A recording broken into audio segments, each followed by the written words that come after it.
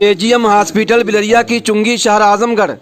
Heart के specialist doctor Mohammad इकराम से संपर्क करें।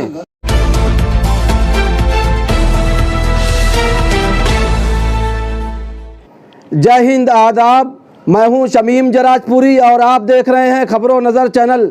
सबसे तेज़ और ताज़ा समाचार देखने के लिए बने रहिए हमारे साथ। अब खबर विस्तार से। खबर यूपी के जिला आजमगढ़ से है, जहां गोपालपुर विधानसभा क्षेत्र के सेक्टर प्रभारियों, बूथ अध्यक्षों और प्रमुख साथियों की एक अहम बैठक नगर पालिका परिषद बिलरियागंज के करीब शहाबुद्दीनपुर में मौजूद संगम मैरिज हॉल में सीनियर समाजवादी नेता चाचा जुल्फकार की अध्यक्षता और गोपालपुर विधानसभा अध्यक्ष डॉक्टर हरिराम सिंह यादव के संचालन में हुई। इस सम्मेलन में विधायक, पूर्व मंत्री, आजमगढ़ के प्रभारी और समाजवादी पार्टी के राष्ट्रीय महासचिव लालजी वर्मा बतौर मुख्य अतिथि भाग लिए। सम्मेलन में आए हुए तमाम सेक्टर प्रभारी, बूथ अध्यक्ष और प्रमुख साथियों और गोपालपुर के समाजवादी पार्टी के नौजवान विधायक नफीस अहमद ने सम्मेलन के मुख्य अतिथि और आजमगढ़ के प्रभारी लालजी वर्मा को फूलों का हार पहनाकर जोरदार स्वागत और अभिनंदन किया। और विधायक नफीस अहमद ने समाजवादी पार्टी के निवर्तमान जिला अध्यक्ष हवलदार यादव और मुबारकपुर के विधायक अखिलेश यादव और दीगर सेक्टर प्रभारियों, बूथ अध्यक्षों और प्रमुख साथियों का सम्मेलन में शरीक होने पर शुक्रिया अदा किया। सम्मेलन में आए हुए तमाम नेताओं और कार्यकर्ताओं ने समाजवादी पार्टी के राष्ट्रीय अध्यक्ष अखिलेश यादव जी के नेतृत्व में लोकतंत्र विरोधी ताकतों को शिकस्त देने और 2024 के लोकसभा के चुनाव में ज्यादा से ज्यादा सीटें जीतने के लिए संकल्प लिया। सम्मेलन को विधायक गोपालपुर नफीस अहमद आजमी, समाजवादी पार्टी के निवर्तमान जिला अध्यक्ष हवलदार यादव, विधायक मुबारकपुर अखिलेश यादव ने संबोधित किया और महंगाई, बेरोजगारी, गरीबी, भ्रष्टाचार, अन्याय, अत्याचार और खराब कानून व्यवस्था के लिए जहां केंद्र और यूपी की भाजपा सरकार को जिम्मेदार ठहराया, वहीं ये भी कहा कि आवाम के बुनियादी मसाइल और जरूरतों पर कोई बात सरकार नहीं कर रही है, बल्कि सिर्फ जात बिरादरी की सियासत करके समाज को बांटने का काम कर रही है। सम्मेलन को संबोधित करते हुए विधायक, पूर्व मंत्री, आजमगढ़ के प्रभारी और समाजवादी पार्टी के राष्ट्रीय महासचिव लालजी वर्मा ने क्या बातें कही हैं और मीडिया से बातचीत करते हुए लालजी वर्मा ने क्या कुछ कहा है, आइए हम आपको दिखाते हैं और सुनाते हैं। आज के कार्यक्रम को लेकर और 2024 के चुनाव को लेकर क्या तैयारी है? हमारे तैयारी है संगठन को धारदार बनाना और बूथ स्तर पर सभी समाज के लोगों को जोड़कर बूथ की कमेटी तैयार करके हम भारतीय जनता पार्टी के कुशासन, जो संविधान को पूरी तरह से समाप्त करने पर लगी है, संवैधानिक अधिकारों को छीनने का काम कर रही है, अपराधियों को बढ़ाने का काम कर रही है, जिससे आम जनता को उससे छुटकारा मिल सके और पिछड़ों और दलितों का जो आरक्षण है उसको भी समाप्त करने की दिशा में भारतीय जनता पार्टी काम कर रही है। वो हक हमें मिल सके, इसके लिए 2024 में भारतीय जनता पार्टी की विदाई जरूरी है। भारतीय जनता पार्टी इस देश के लोकतंत्र को कमज़ोर कर रही है और इन सारे मुद्दे जो जनता के मुद्दे हैं उससे ध्यान हटाने के लिए ही कभी हिंदू का, मुस्लिम का, तमाम, कभी पाकिस्तान का नाम लेकर, कभी कोई नाम लेकर ये मुद्दे उछालने का काम करती है। उसी से जनता को हम लोग पूरी तरह से सचेत करने की दिशा में कि उसको पूरी जानकारी, पूरी तस्वीर की जानकारी देने के लिए हम लोगों के बीच में जाने का काम कर रहे हैं। समाजवादी पार्टी सभी समाज को साथ लेकर चलने का काम करती है और जो भारतीय जनता पार्टी का नफ़रत है उसको समाप्त करने के लिए, भाईचारा बनाने के लिए काम कर रही है। और हमारे राष्ट्रीय अध्यक्ष श्री अखिलेश यादव जी इस भीषण गर्मी में, जब 46, 47, 48 डिग्री का तापमान है, वो भी ज़िले ज़िले में लोगों को के बीच में जाने का काम कर रहे हैं। इसीलिए कर रहे हैं कि जिससे हमारे संविधान की रक्षा हो सके। जिस तरीके से राष्ट्रीय अध्यक्ष अखिलेश यादव के साथ में जो दलित हैं, पिछड़े हैं, उनके जो नेता हैं वो साथ में आ रहे हैं और दलितों, पिछड़ों को लेकर वो आवाज़ उठा रहे हैं, लड़ाई लड़ रहे हैं। क्या 2024 के चुनाव में दलितों, पिछड़ों और शोषितों का समर्थन जो आप? निश्चित रूप से समाज के सभी वर्गों का, केवल दलितों, पिछड़ों नहीं, सभी वर्गों का समर्थन आदरणीय श्री अखिलेश यादव जी के साथ है, समाजवादी पार्टी के साथ है। समाजवादी पार्टी का मजबूत किला और केवल आज नहीं है। जब भारतीय क्रांति दल बना 1969 में पहला चुनाव हुआ था, चौधरी चरण सिंह जी के नेतृत्व में इस जिले के तमाम उस समय भी अपनी एक अलग छाप छोड़ने का काम किया था, अपनी अलग पहचान बनाने का काम किया। तब से लेकर आज तक समय समय पर कुछ परिवर्तन जरूर हुए हैं, लेकिन आजमगढ़ के लोगों ने हमेशा समाजवाद को आगे बढ़ाने के लिए काम किया। जब आजमगढ़ में लगाने का काम किया तो मुझे आश्चर्य हुआ कि जो आजमगढ़ सबका नेतृत्व करता है, उस जिले में मेरे जैसा एक साधारण कार्यकर्ता जाकर क्या आपको निर्देश दे पाएगा, क्या आपके बीच में काम कर पाएगा। लेकिन मुझे इस बात की खुशी हुई कि आजमगढ़ से मुझे भी सीखने का अवसर मिलेगा और उसको मैं अपने क्षेत्र में भी कुछ हद तक उतारने का प्रयास करूंगा, इसलिए मुझे खुशी हुई। साथियों, आज राष्ट्रीय अध्यक्ष जी ने 2022 के चुनाव के बाद पूरे प्रदेश के हर स्तर के संगठन को भंग करने का काम किया। क्या कारण था, क्यों उनको ऐसा निर्णय लेना पड़ा? उसका कारण आप सभी लोग जानते हैं कि 2022 के चुनाव में आम जनता इस बात को कह रही थी कि इस बार श्री अखिलेश यादव जी के नेतृत्व में उत्तर प्रदेश में समाजवादी पार्टी और उसके गठबंधन की सरकार बनेगी। लेकिन जब चुनाव परिणाम आया तो अपेक्षा के विपरीत हम केवल 125 सीटें जीत पाए। हालांकि वोट हमारा बहुत बढ़ा। जहां 2017 में 28% के बीच में नफरत फैलाकर बोलबंदी करने का काम किया, हिंदू मुस्लिम के बीच में नफरत फैलाकर लोगों को, जो परेशान लोग थे बेरोजगारी से, जो परेशान थे महंगाई से, जो परेशान थे अन्य अत्याचार से, उन सबको भी अपने पक्ष में कर लेने का काम किया। इसलिए साथ ही साथ चुनाव के समय तमाम विधानसभा क्षेत्रों में ये शिकायत मिली। मैं भी चुनाव लड़ रहा था कटेहरी विधानसभा क्षेत्र से, अम्बेडकर नगर दिल्ली से। उस कटेहरी विधानसभा क्षेत्र पर जब मैं चुनाव में 22 को गया, समय से पहले उसमें काम नहीं कर पाया था, लेकिन जगह जगह इस बात की शिकायत मिली कि हम लोगों का वोट बड़े पैमाने पर काट दिया गया। इसका कारण क्या था? ये हमारी कमजोरी का परिचायक है। हम लोग उस दिशा में कदम नहीं उठा पाए कि हम अपनी वोटर लिस्ट को दुरुस्त करा सकें। जो बूथ लेवल के एजेंट हमारी पार्टी के होते, वो पीएलओ से या अन्य अधिकारियों से मिलकर अपने वोटर लिस्ट को देख नहीं पाए, जिसके कारण समय रहते हम उसमें परिवर्तन नहीं करा पाए। इसलिए राष्ट्रीय अध्यक्ष जी ने महसूस किया कि एक विधानसभा, 2 विधानसभा क्षेत्र का हम संगठन या जहां जहां कमी रह गई है, उन क्षेत्रों का संगठन अगर हम केवल भंग करेंगे तो उनमें गुस्सा होगा। इसलिए जो सही भी रहे हो, जो अच्छे भी रहे हो, एक साथ सबको भंग करके और फिर नए सिरे से बूथ लेवल पर हमारे कार्यकर्ता जाकर अच्छा और मजबूत संगठन बनाने का काम करें, जिससे आने वाले चुनाव में 2024 के हम भारतीय जनता पार्टी का मुकाबला करने का काम कर सकें।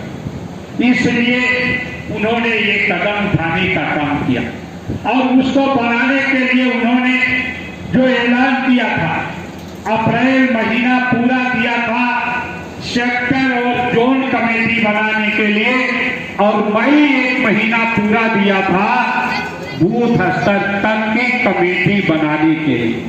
लेकिन इसी बीच नगर पंचायत और नगर निगम, नगर पालिका परिषद का चुनाव आ गया।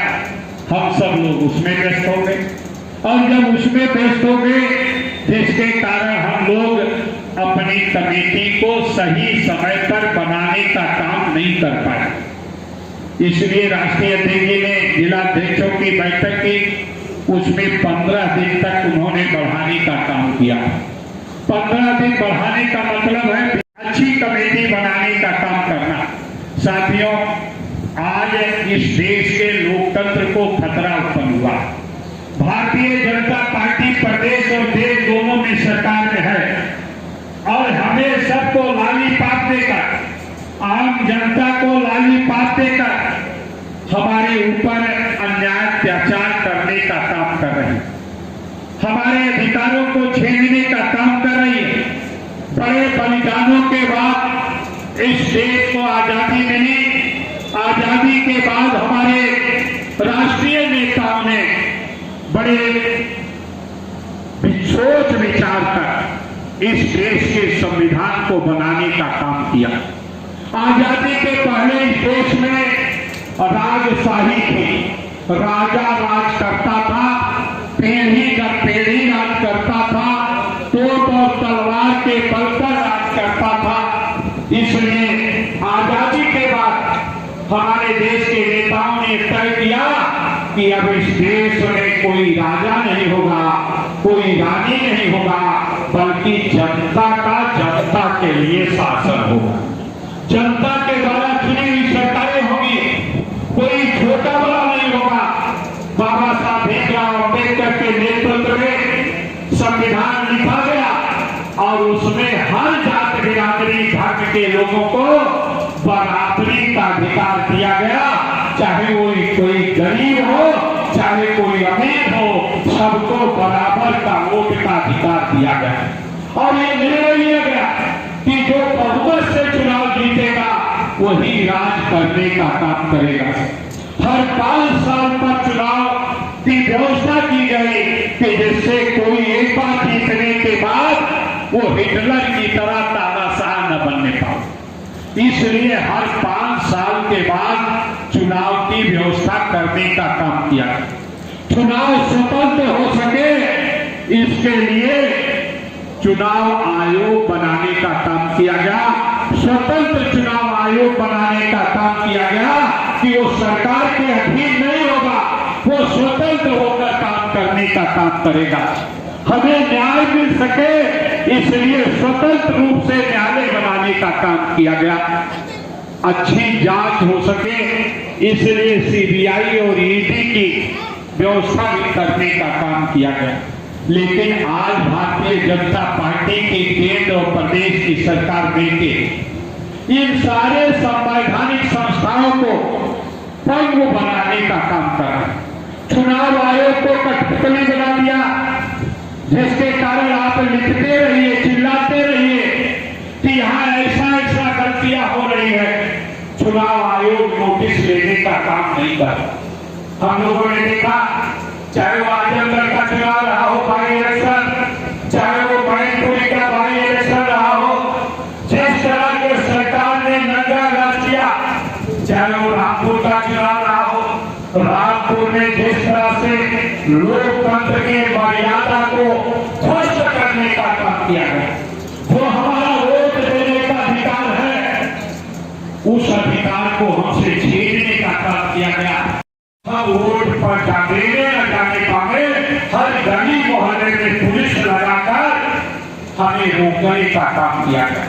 और उसका परिणाम हुआ कि एक बूथ पर जहां 1000 वोट था, 1200 वोट था, 10 वोट और 12 वोट पड़े। इतना कम वोट पड़ने का तात्पर्य क्या है?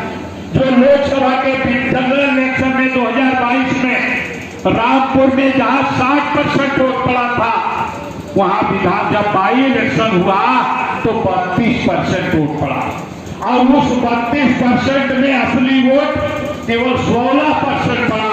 16% अधिकारियों ने स्वयं छोड़ देने का काम किया, हम सभी लोगों को रोककर, और चुनाव आयोग मूक बनकर रहने का काम किया। हमारे एक साथी हैं, उसी रामपुर जिले के रहने वाले हैं, बिलासपुर विधानसभा क्षेत्र के हमारे पुराने साथी हैं, समाजवादी पार्टी जाति के खिलाफ धरना दे रहे थे।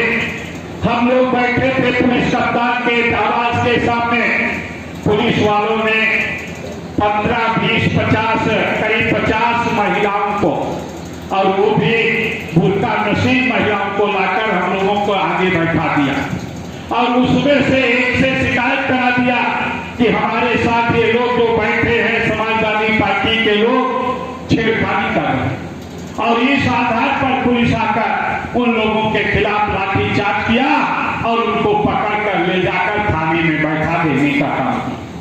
यानी लोकतंत्र की मर्यादा को कलंकित करने का काम आज भारतीय जनता पार्टी कर रही है। इसलिए आज हमारी ये आवश्यकता है, हमारे देश के नौजवानों की आवश्यकता है, लोकतंत्र को चाहने वाले लोगों की आवश्यकता है, संविधान को मानने वाले लोगों की आवश्यकता है कि आज वो उसी तरह का संघर्ष करने का काम के लिए तैयार रहे जिस तरह के आजादी की लड़ाई हमारे देश के लोगों ने लड़ने का काम किया था। इसलिए कि हमारी आजादी को खतरा उत्पन्न हो रहा। आज भारतीय जनता पार्टी एक पार्टी की सरकार चलाने की दिशा में, जिस तरह से चीन में है, रूस में है, एक दलीय शासन व्यवस्था, उसी तरह से शासन व्यवस्था कायम करने का प्रयास भारतीय जनता पार्टी कर रही है।